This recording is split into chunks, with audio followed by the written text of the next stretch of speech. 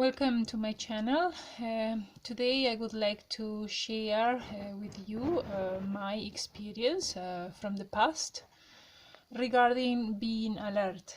What happened to me was that at the beginning, when I started the path, one day I was invited to do some meditation with other Buddhist monks. And this was in Edinburgh around the year of 2002. And I went to the Buddhist temple, and they put me against a wall, and I had to sit there and look at a wall painted in white for 1 hour. And this was my situation.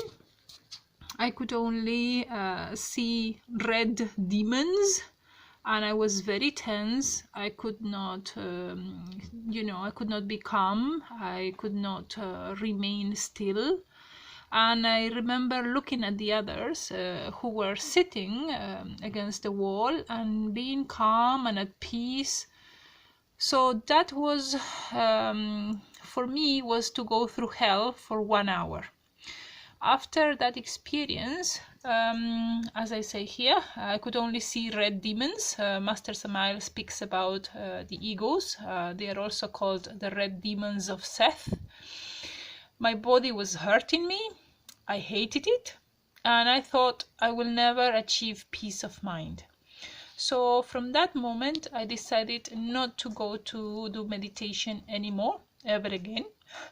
And I decided to work on myself in another way. But I want to show you now what happened after a few years. This is me again. I was in London, and I happened to just find a Buddhist temple on my way. I was just taking a walk, and I found this Buddhist temple, and they invited me to come inside and do meditation for an hour. So I accepted. I had not been to a temple, and I had not tried meditation with other people for many years before that first horrible experience. So I wanted to try and see how bad my meditation techniques were, how I could feel, if I could endure 1 hour. So I decided to go in and sit with the rest. To my surprise, here I am, and I am at peace. While I could look at the others who were disturbing because they could not sit at peace. They were moving, they were changing positions, they were struggling to sit at peace. And there we only had to sit and look at the statue of the Buddha. And that was for 1 hour. I remember closing my eyes, and the hour just flew away so quickly. Now, how or what happened? Well, let me put this drawing away. Everything takes training, but I want to share with you what happens, what is the process of the mind. So in order to show you this, I drew these lines, and I want to show you what do I mean by being in the present moment and being alert. In this first line, imagine that the red line is the present moment, and that means to be awake and to remain awake for a long time, from the starting point to the end of the day. Yes, you are conscious of here and now. But that is not what happens in people's minds. Our minds, this is what happens. This is our reality. We look at the starting point in the red color, and then what happens? One thought comes and takes us away. Then another second long thought comes, then a third one comes, and a fourth one comes. And we are very, very far away from the present moment, from this line. Yes, so this is the example of an asleep mind. We are just daydreaming during daytime. So we have a river of thoughts and a chattering mind, and we just follow that. Now, let's take a look at this line now. Again, the long line is the present moment, and the red line, you can see that the person started being in the present moment, then a long thought came and took over and took the person away, and then another one, but then suddenly he realized, oh, I have to be in the present moment, and he came back again into the present.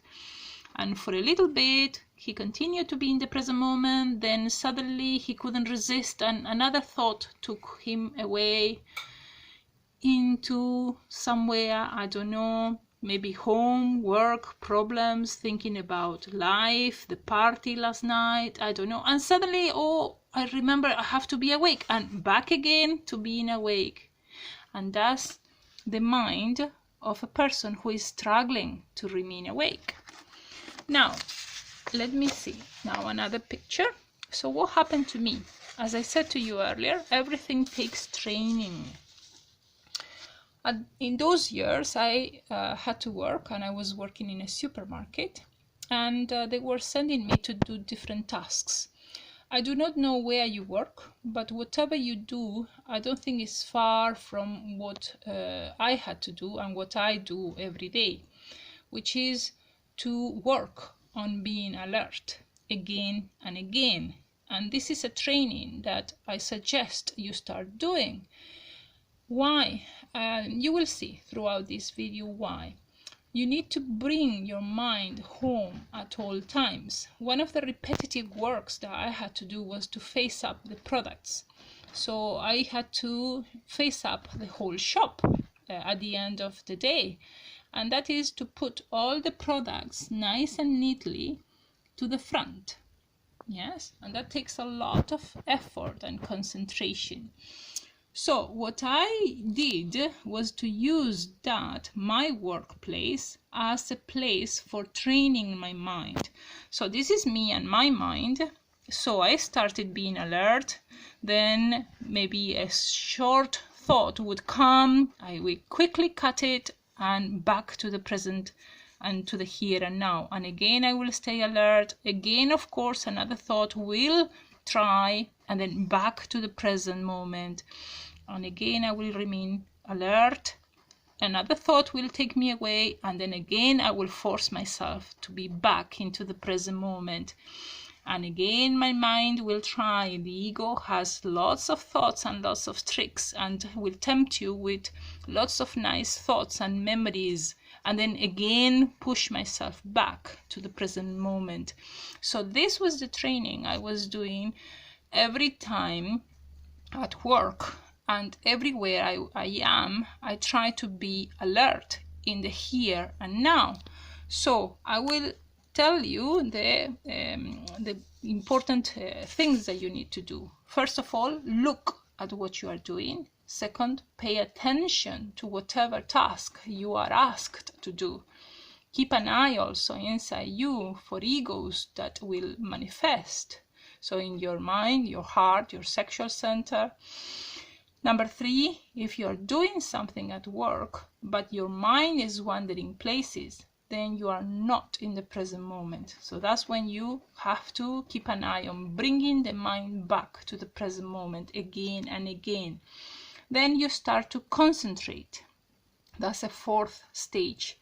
You concentrate on how to do things right, yes, and you try to do them right. Use the mind to calculate, to think, to solve problems. But then after you've done the thinking, now bring the mind back to the present moment and put it in blank. So no thought. That's what they mean by no thought. So be alert in the present moment. Focus on the here, look around you, and be in the now. Now, I'll show you another picture that I drew. So in this one, I want to show you your machine and what I mean by being alert. If you are alert in the present moment, you can spot from inside you any egos manifesting, and also you can hear your intuition. So this is your body, yes, and when you are alert, you feel inside you. You feel your mind, you feel your heart. I mean, you can scan your whole body and check if everything is okay and at peace. In the sexual center, you will have the Divine Mother. So whenever you have an ego bothering you in your mind, a negative thought, and remember your Divine Mother and ask her to kill it. Also, if you are alert, you will be able to hear your intuition because your mind will be in blank or not bothering you. So when your, for example, your boss comes and says, oh, you know, we need stuff, we need you to do some shifts, your intuition will be the first one to answer for you and tell you to say yes or no. If it says yes, accept, because there is something there for you, a lesson for you to learn that day. Every day is a new adventure. It's not a routine. You need to take it with open new eyes. Don't think that, oh, I have to go there and do the same repetitive work. No, if you're asleep, then you will feel like that.